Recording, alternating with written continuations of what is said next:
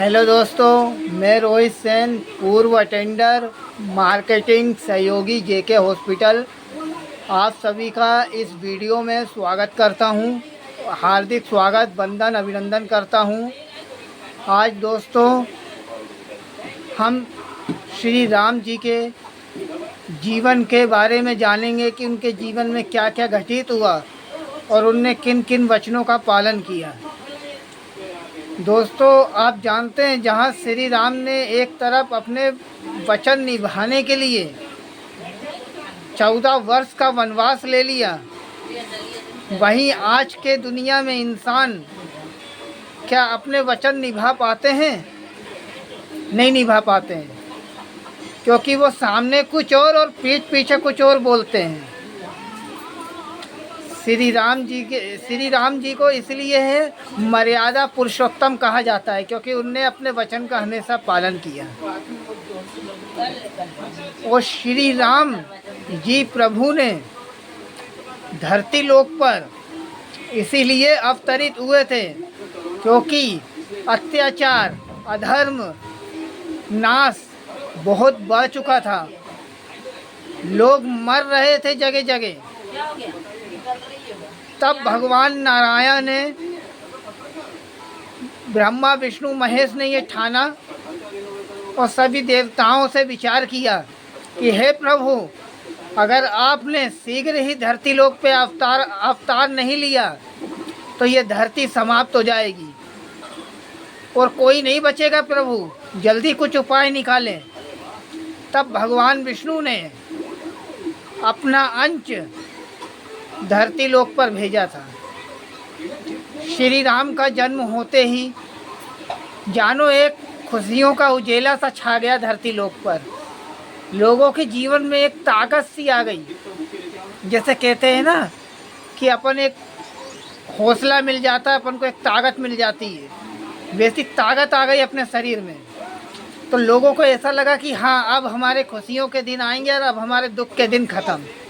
लेकिन दोस्तों, आजकल की दुनिया में मैं देखता हूँ ऐसे ऐसे लोग पड़े हैं कि जिनकी मैं बात बताना आपको अगर शुरू करूँ ना तो कभी बात ख़त्म ही नहीं होगी।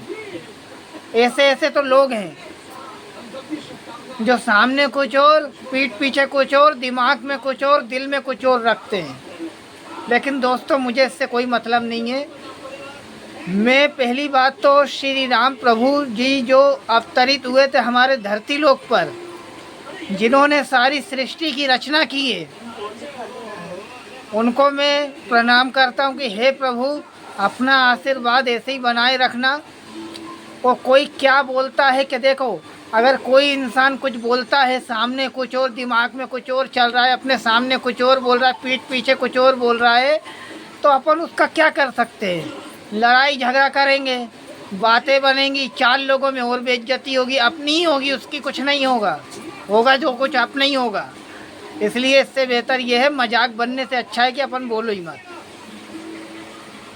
और रावण इतना बुद्धिमान होते हुए श्री राम जी के हाथों क्यों उसका वध हुआ, आप जानते हैं?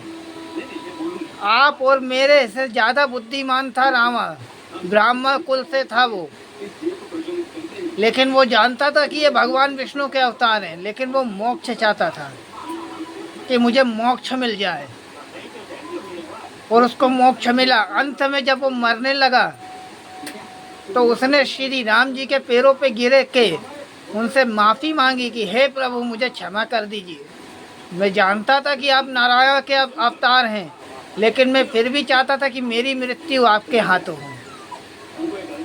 और श्री राम भगवान ने 14 वर्ष का वनवास पूरा करने के बाद अपने महल जब लौटे तो उनकी जो प्रजा थी अयोध्या की, एक अजीब सी रोशनी छा गई कि मेरे प्रभु वापस आ गए 14 वर्ष बाद।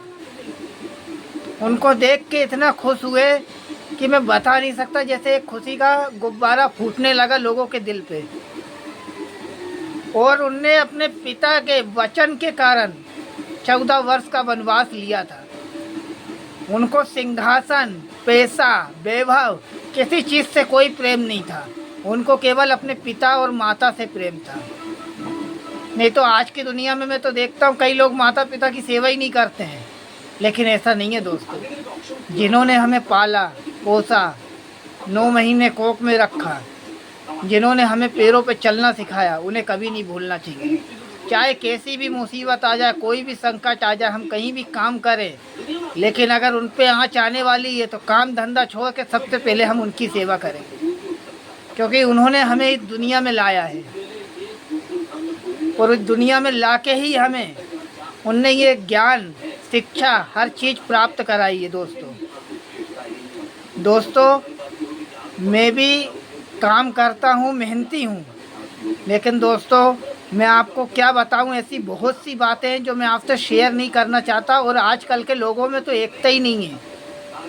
एक एकता जो होती है काम करने की, उसकी, लेकिन मुझे किसी से कोई मतलब नहीं है दोस्तों। मेरा दिमाग, मेरा दिल, मेरा ईमान साफ़ है तो मेरे साथ मेरे भगवान साथ हैं।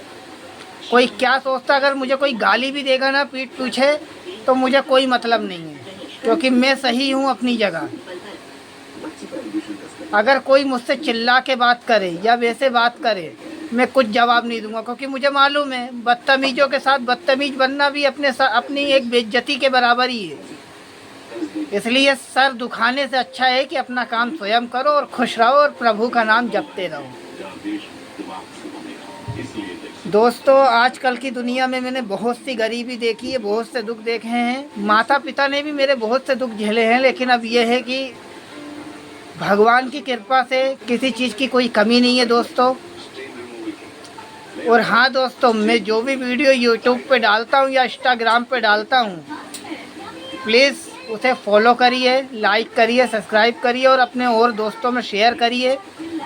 शायद उनको पसंद आए, आप लोगों को पसंद आए, समझे दोस्तों। और मैं रोहित सेन आप सबसे यही कहना चाहूँगा दोस्तों, जहाँ भी काम करो अपना ईमान साफ रख के करो तो भगवान आपका साथ देगा।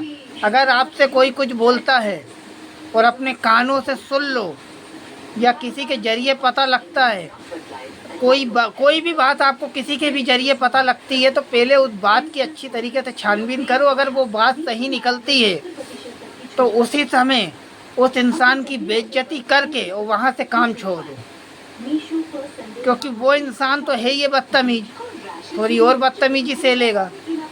लेकिन पहले जो बात आपको पल्ले पड़ी है कान में, पहले उसकी छानबीन करना। ऐसा नहीं कि बिना छानबीन करे और आपने उसकी बेइज्जती कर दी, नहीं। पहले उसकी छानबीन करो कि ये कितनी बात ये सच है, कितनी झूठ है, उसके बाद आप कोई फैसला आगे लो। और दोस्तों मैं रोहित सेन, पूर्व अटेंडर, मार्केटिंग सहयोगी, जेके हॉस्पिटल, आपका हार्दिक स्वागत करता हूं। और इस वीडियो को यहीं ख़त्म करता हूं, क्योंकि इससे ज़्यादा मैं ना कुछ कह सकता हूं। और आप लोग तो खैर समझ गए होंगे, और कई लोग तो वैसे ही समझ जाते हैं मेरा चेहरा देख करके, क्योंकि क्या है कि बेवकूफ़ों के साथ बेवकूफ़ बनना शोभा नहीं देता हमको, समझे। बेवकूफ़ जो बन रहा है बनाए। इंसान का मजाक तो दोस्तों दुनिया में बनता है और बनता आया है, चाहे वो जितना भी वो करे, चाहे जितना भी दिल साफ रख के काम करे। दोस्तों अपना दिल, केवल आप अपनी जगह सही रहो, बस आप अपनी जगह सही हो, भगवान सब देख रहा है कौन क्या कर रहा है, क्या सही है क्या गलत है ना। लेकिन किसी पे इल्ज़ाम मत लगाओ ना। मैं किसी पे इल्ज़ाम लगा रहा हूँ, मैं किसी पे इल्ज़ाम नहीं लगा रहा हूँ। केवल जो बीतता गया है, जो हो रहा है, केवल उसी का मैंने आपको बताया दोस्तों। अगर मेरी कोई बात आप लोगों को बुरी लगी हो तो प्लीज़ क्षमा कर दीजिएगा, क्योंकि मैंने किसी के ऊपर कोई इल्ज़ाम नहीं लगाया है, केवल वही बताया है जो सत्य है। और आजकल दोस्तों इंसान की ईमानदारी मात खा गई है एक तरीके से। मात बोले तो एक तरीके से मतलब ईमानदारी की आज की दुनिया में कोई कदर नहीं है।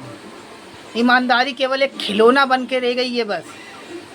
लेकिन दोस्तों ईमानदारी भले ही खिलौना बन गई है, लेकिन ईमानदारी करना मत छोड़ना दोस्तों। ईमानदारी के काम में वो ताकत होती है कि बड़े से बड़े इंसान को भी हरा देता है वो।